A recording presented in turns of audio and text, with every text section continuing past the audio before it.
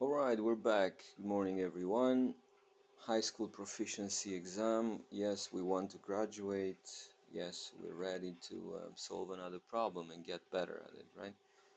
Problem 19. The first five terms of a sequence are given below. 1, 3, 9, 27, 81. The sequence continues. Which expression represents the end term of the sequence? A, 3n to the 3 to the negative, 3 to the n minus 1. B, 3n minus 2, C, 3n, D, 3 to the n. And this should be a very easy problem for you guys. If you're just looking at your sequence here, many of you will notice that, hey, 3 is actually 3 to the first power, 9 is 3 squared, 27 is 3 to the third, 81 is 3 to the fourth, and obviously remember, any number to the power of 0 except 0 will be 1, right? So looking at this thing, as you can see, this is the first, that's the second, that's the third, that's the fourth term, that's the fifth term, right? And if I will go like that, if I'm finding the nth term here, what do you guys think will be 3 to what power? Well, looking at your first term here, for the first term I have 3 to the power of 0.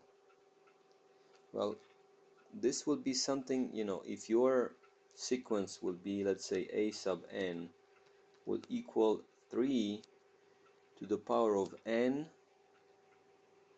would be in terms of n, but because, as you can see, for every, first, second, third, fourth, fifth term, the power of your, 3 is actually that term's rank minus what? Minus 1, right? So for my sequence here, this will be the rule. The n term, a sub n, will equal 3 to the power of n minus 1. I don't know if that makes sense to you, right? The first one, because this is what gives you your n, right? First, second, third, fourth, fifth. So n is 1, 2, 3, 4, 5, 6, and so on, up to the n.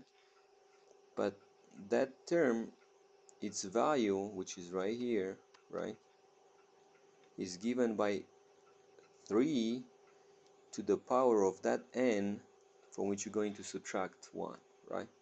And I know many of you were actually thinking to getting D as the right answer, but you would be wrong. Makes sense why? Because let's say if I'm starting with 1, that's the 0 term.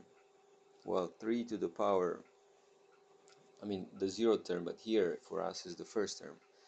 And 3 to the power of 1 would be 3, not 1. So you have to go with A as being your answer. 3 to the power of n minus 1, where n is the rank of your term, the order, the place of your term in that sequence, right? And this is it.